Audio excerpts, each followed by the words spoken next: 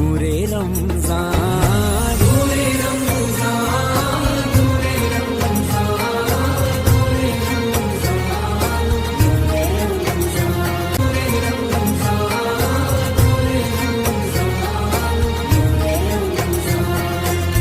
باللہ من الشیطان الرجیم، بسم اللہ الرحمن الرحیم۔ اللہم صلی علی سیدنا و مولانا محمد وعلی آلہ و اصحابہ و بارک وسلم۔ الصلاۃ والسلام علیکہ یا سیدی یا رسول اللہ وعلی آلک و اصحابک یا سیدی یا حبیب اللہ۔ کونین میں یوں جلوہ نما کوئی نہیں ہے، اللہ کے بعد ان سے بڑا کوئی نہیں ہے۔ مانگو تو ذرا ان کے توسل سے کچھ، مقبول نہ ہو ایسی دعا کوئی نہیں ہے۔ ہیں یوں تو نبی عیسیٰ اور موسیٰ بھی، لیکن محبوب خدا ان کے سوا کوئی نہیں ہے، محبوب خدا ان کے سوا کوئی نہیں ہے۔ خضریہ ٹی وی کی خصوصی رمضان نشریات نور رمضان کے ساتھ آپ کا میزبان میاں محمد مہر علی خضری حاضر خدمت ہے۔ امید کرتا ہوں کہ تمام احباب خیر و عافیت سے ہوں گے، اور رب تعالیٰ سے دعا گو ہوں کہ تمام امت مسلمہ کو دور حاضر کی عالمی وبا کرونا وائرس سے محفوظ فرمائے۔ ناظرین، آج کی ٹرانسمیشن میں ہمارے ساتھ موجود ہیں علامہ حافظ عدیل احمد ہزاروی صاحب مظفر آباد سے، جو کہ مظفر آباد سے ہمارے ساتھ لائیو تشریف لائیں گے، اور جس موضوع پہ آج وہ گفتگو فرمائیں گے وہ ہے صدقہ فطر۔ بہت ہی اہم موضوع ہے، تو سماعت فرماتے ہیں ہم علامہ عدیل احمد ہزاروی صاحب کی گفتگو۔ بسم اللہ الرحمن الرحیم۔ خضریہ ٹی وی کی خصوصی نشریات نور رمضان ٹرانسمیشن میں ہوں حافظ عدیل احمد ہزاروی سیفی، اور آپ دیکھ رہے ہیں خضریہ ٹی وی۔ میں خضریہ ٹی وی کی جملہ ٹیم کو مبارکباد پیش کرتا ہوں کہ جو رمضان المبارک میں کوشاں ہیں اس بات کے لیے کہ مخلوق خدا کو فائدہ پہنچایا جائے، اور بالخصوص میاں مہر علی خضری صاحب کا شکریہ ادا کرتا ہوں کہ جو مجھ ناچیز کو بھی اپنے اس نور رمضان پروگرام میں مدعو کرتے ہیں اور بات کرنے کا موقع فراہم کرتے ہیں۔ اللہ رب العزت ان کی کاوش کو پہنچ سکے گا۔ صدقہ فطر حدیث مبارکہ کی روشنی میں تاجدار کائنات صلی اللہ علیہ وآلہ وسلم نے صدقہ فطر کے بارے میں کیا ارشاد فرمایا ہے، اس کے بارے میں ہمیں بہت ساری احادیث مبارکہ ملتی ہیں۔ سب سے پہلے حضور سرور کائنات صلی اللہ علیہ وآلہ وسلم کی حدیث مبارکہ ہے، ترمذی شریف کی حدیث مبارکہ ہے، جلد 2 صفحہ نمبر 151 پہ یہ روایت موجود ہے۔ حضرت عمر بن شعیب رضی اللہ تعالی عنہ اپنے باپ سے اور وہ اپنے دادا سے روایت کرتے ہیں کہ حضور سرور کائنات صلی اللہ علیہ وآلہ وسلم نے ایک شخص کو مکہ کے طرف بھیجا اور یہ فرمایا کہ مکہ کے کوچوں میں یہ اعلان کر دو کہ صدقہ فطر ہر شخص پہ واجب ہے، صدقہ فطر واجب ہے۔ یہ حدیث مبارکہ ہمیں یہ بتاتی ہے کہ صدقہ فطر ادا کرنا یہ ضروری ہے۔ دوسری حدیث مبارکہ کو دیکھا جائے تو سنن ابی داؤد کی حدیث مبارکہ ہے، جلد 2 صفحہ نمبر 157 پہ موجود ہے۔ حضرت عبداللہ بن عباس رضی اللہ تعالی عنہ روایت کرتے ہیں، رسول اللہ صلی اللہ علیہ وآلہ وسلم نے صدقہ فطر کی مقدار کو مقرر فرمایا، زکوٰۃ فطر مقرر فرمائی کہ لغو اور بیہودہ کلام سے روزے کی طہارت ہو جائے اور مساکین کے خورد و نوش کا سامان ہو جائے، یعنی مساکین کے خوراک ہو جائے۔ اس حدیث مبارکہ سے ہمیں یہ بات پتہ چلتی ہے کہ صدقہ فطر اس لیے ادا کیا جاتا ہے کہ انسان روزے کی حالت میں جو بیہودہ گفتگو کر دیتا ہے یا روزے کی حالت میں کوئی لغو باتیں کرتا ہے یا ایسے حرکات کرتا ہے جس سے روزے پہ اثر پڑتا ہو، تو صدقہ فطر ادا کرنے سے وہ سارے کی ساری لغو باتیں، بیہودہ کلام اور اس طرح کے سارے افعال صدقہ فطر کی وجہ سے ختم ہو جاتے ہیں۔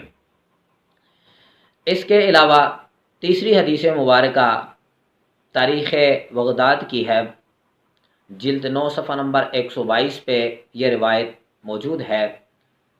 حضور سرور کائنات صلی اللہ علیہ وآلہ وسلم کے ایک عظیم صحابی ہیں حضرت انس رضی اللہ تعالیٰ عنہ روایت کرتے ہیں کہ حضور سرور کائنات صلی اللہ علیہ وآلہ وسلم نے ارشاد فرمایا کہ جب تک بندہ صدقہ فطر ادا نہیں کرتا اس وقت تک اس کا روزہ زمین اور آسمان کے درمیان معلق رہتا ہے، لٹکا رہتا ہے۔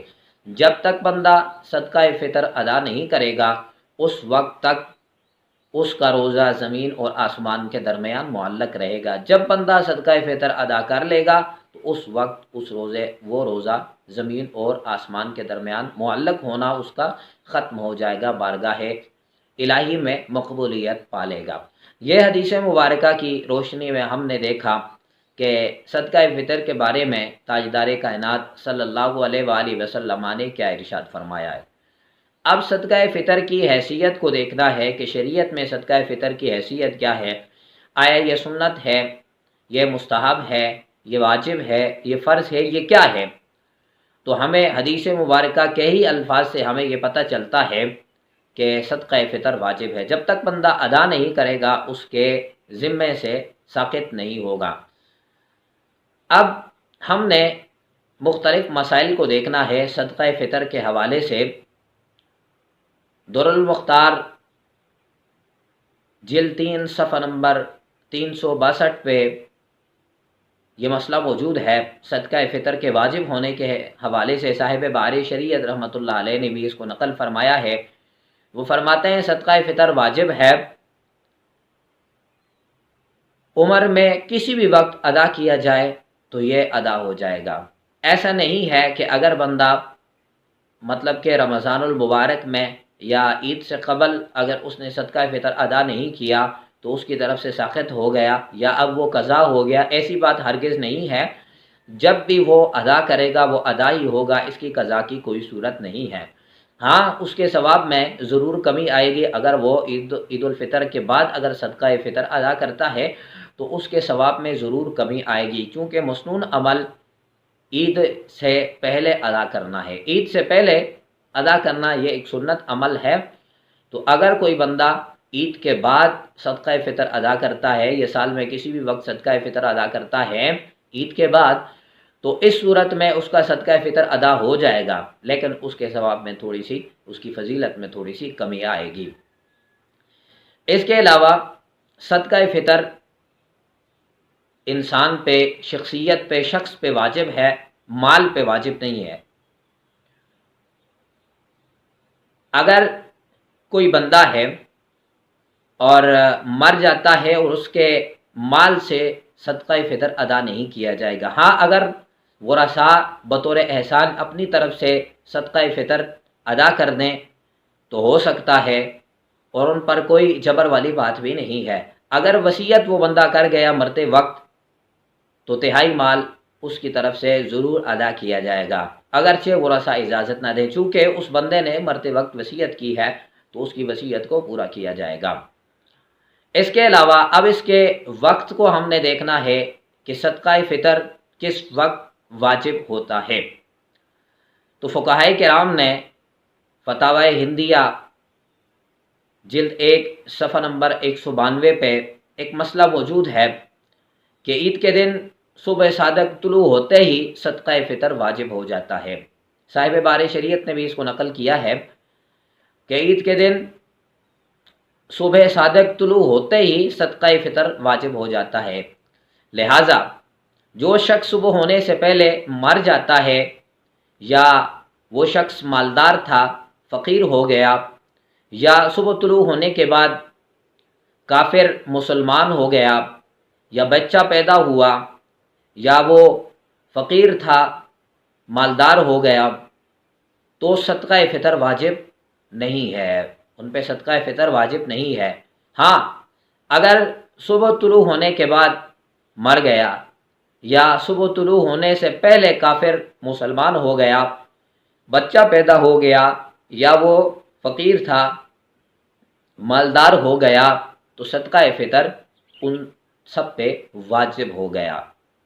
ان مسائل کو ہم نے دیکھا کہ صدقہ فطر کس وقت ادا کیا جائے اور صدقہ فطر کس وقت واجب ہو جاتا ہے۔ صبح صادق طلوع ہوتے ہی صدقہ فطر واجب ہو جاتا ہے۔ عید کے دن صبح صادق طلوع ہوتا ہی صدقہ فطر واجب ہو جاتا ہے۔ انسان جب تک ادا نہیں کرے گا اس کی طرف سے ساقط نہیں ہوگا، ادا کرنے سے ہی ادا ہوگا، اس کے علاوہ اس کی طرف سے ساقط نہیں ہونا ہے۔ وہ اچھا اور بہترین اور مسنون عمل یہ ہے کہ وہ عید الفطر سے پہلے صدقہ فطر ادا کرے۔ اگر عید سے پہلے وہ صدقہ فطر کسی وجہ کے سے وہ ادا نہیں کر سکتا تو صدقہ عید الفطر کے بعد کسی بھی وقت وہ صدقہ فطر ادا کر دے، لیکن اس کے صدقہ فطر میں تھوڑی سی فضیلت میں کمی آئے گی، ثواب میں کمی آئے گی، اس کا صدقہ فطر ادا ہو جائے گا۔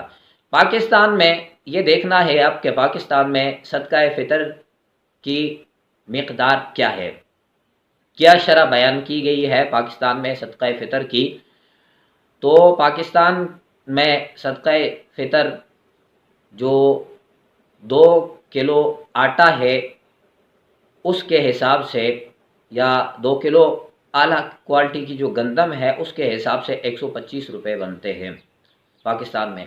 اس کے علاوہ اگر کوئی بندہ کشمش سے، پنیر سے یا کھجور سے اگر دینا چاہے تو صاحب ثروت لوگ اپنی مالی حیثیت کو دیکھتے ہوئے اس طرح ادا کریں، کیوں کہ اللہ رب العزت کے قرآن پاک میں اس کی بہت بڑی فضیلت ہے۔